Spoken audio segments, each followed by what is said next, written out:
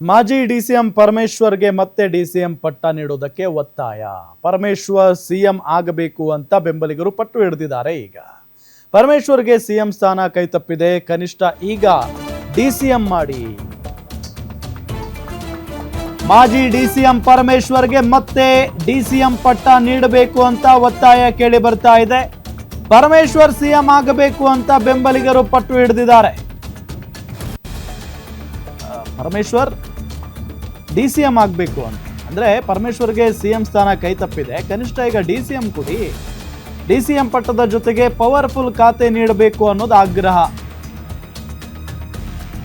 KPCC ಅಧ್ಯಕ್ಷರಾಗಿ DCM ಆಗಿ ಹಲವು ಬಾರಿ ಸಚಿವರಾಗಿದ್ದಾರೆ ಪರಮೇಶ್ವರ್ ಅವರು.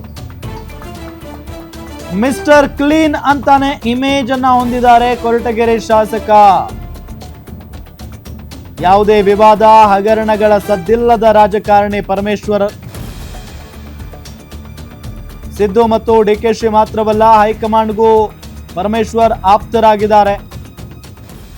ಸೊ ಹಾಗಾಗಿ ಎಲ್ಲ ಕೆಲಸಗಳನ್ನ ಮಾಡಿ ಜವಾಬ್ದಾರಿ ಇದೆ, ಜೊತೆಗೆ ಅನುಭವ ಇದೆ ಪರಮೇಶ್ವರ್ ಅವರಿಗೆ.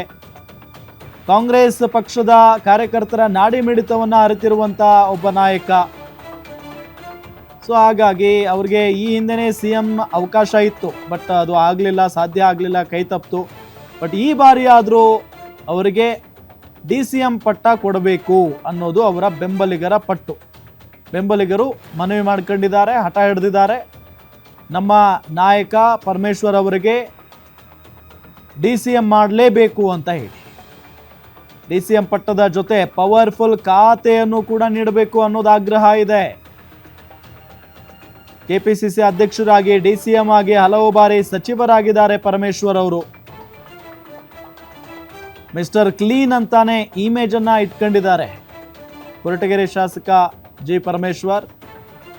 ಯಾವುದೇ ವಿವಾದ ಹಗರಣಗಳ ಸದ್ದಿಲ್ಲ, ಹಗರಣದಲ್ಲಿ ಸಿಕ್ಕಾಕೊಂಡಿಲ್ಲ, ಯಾವುದೇ ವಿವಾದಗಳಲ್ಲಿ ಸಿಕ್ಕಾಕೊಳ್ಳಲ್ಲ. ಕ್ಲೀನ್ ಇಮೇಜ್ ಅನ್ನ ಹೊಂದಿದ್ದಾರೆ. ಸೊ ಸಿದ್ದರಾಮಯ್ಯ ಮತ್ತು ಡಿಕೆಶಿ ಮಾತ್ರ ಅಲ್ಲ, ಹೈಕಮಾಂಡ್ಗೂ ಕೂಡ ಇವರು ಪರಮಾಪ್ತರು. ಸಿದ್ದು ಮತ್ತು ಡಿಕೆಶಿ ನಂತರ ರಾಜ್ಯ ಕಾಂಗ್ರೆಸ್ ವರ್ಚಸ್ವಿ ನಾಯಕ ಅಂತ ಅಂದ್ರೆ ಅದು ಪರಮೇಶ್ವರ್ ಅವರು. ಎಕ್ಸಾಕ್ಟ್ಲಿ ಹೌದು. ಪರಮೇಶ್ವರ್ಗೆ ಪಟ್ಟ ಕಟ್ಟಲು ಸಿದ್ದು ಮತ್ತು ಡಿಕೆಶಿ ಇಬ್ಬರಿಂದಲೂ ಕೂಡ ಬ್ಯಾಟಿಂಗ್.